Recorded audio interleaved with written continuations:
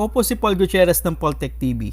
Kung mahilig kayo sa gadget, cellphone at kakaibang technology, tamang-tama tong channel para sa inyo. Ngayon mag-unbox tayo ng cute na mukhang baboy na gadget na Timo Pixel Art Bluetooth speaker ng Divoom. Na hindi lang siya speaker, pwede mo rin gawin tong lampara, orasan, o pwede ka rin maglaro ng games dito at marami pang iba. Kaya tinawag siya na Timo, actually hindi ko rin alam. Bali ito nga yung small packaging niya.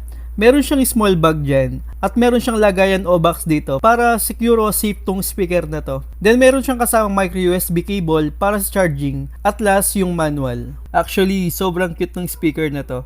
Kasing laki lang siya ng palad ko. Pero mamaya i-demo ko sa inyo kung malakas ba o mahina tong speaker na to. So sa front, meron siyang about 4 inches na LED panel na kung bibilangin mo yung LED lights niyan na malit na square, nasa 256 LED lights siya. Actually, binilang ko talaga. Then yung orange dyan sa baba, nandyan yung logo ng Divoom. Sa top naman yung speaker vent at sa tabi niyan may mga button dyan. Like yung button sa Bluetooth, volume at skip button. At pwede mo ring iikot tong button na to para mapunta ka sa next display at sa kabilang button naman, yan yung volume button natin. Sa likod naman yung rubber na mukhang buntot ng baboy. Protection siya para sa charging port at micro SD card. Dahil pwede kang maglagay ng micro SD card dito para mag-play ng mga kantang gusto mo. At dun sa taas naman yan, meron tayong butas para dun sa base. Actually, sobrang astig nito. Mag-download lang kayo ng Divoom app sa phone nyo at makakapili na kayo ng mga design na gusto nyo. Actually, sobrang dami ng mga design nito. Kung gusto nyo naman ng gumawa ng sariling design, actually pwede naman. Pero masyadong matagal. Pero pagtapos naman na makagawa ka ng design, worth it naman siya. At pwede ka ring mag-games dito. Pero yung button dyan, yun yung gagawin mong joystick. Medyo hassle lang, medyo nakakangawit lang maglaro. Pwede naman pampalipas oras siguro. Pero ako di ako tumagal. Medyo naboboard ako sa mga gantong games. Kung sawa naman kayo sa games, marami pa ring option dyan. Like mag-paint kayo sa pixel coloring. At marami kayong pagpipilian na design dyan. At ikaw din yung bahala sa colors na gusto mo. May mga tutorials naman kung anong kulay na ilalagay mo dyan. At may music, mixer at voice message pa. At pwede mo rin siyang gawing notification para if ever na may mag-chat sa'yo, lalabas yung notification dito sa pixel art natin. Check naman natin yung sounds nito. Bali lalabas to sa microphone ko. Hindi ko alam kung marinig nyo to ng maayos dahil iba-iba tayo ng phone o speakers. So ito yung sample ng speaker na to. I can feel the power, I can feel the power. Feel the power. Yeah, money that is time and hour. Time and hour. Yeah, I better activate the power. I'ma activate it, gotta make it, gotta chase it. I don't care what they be saying, I'ma do it now. And I've been really safe and I ain't giving up and I ain't giving in.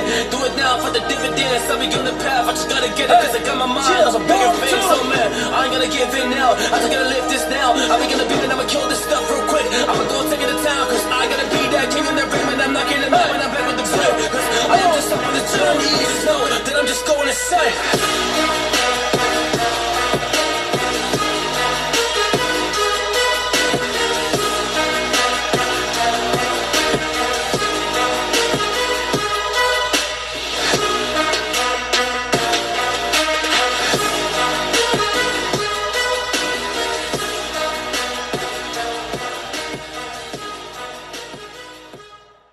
Masabi ko na malakas naman siya para sa ganitong kalit na speaker at balance yung sounds niya. Pero sa indoor lang pwede to. Wag lang sa outdoor na open area. Syempre ano magiging expect mo sa ganitong kalit na speaker?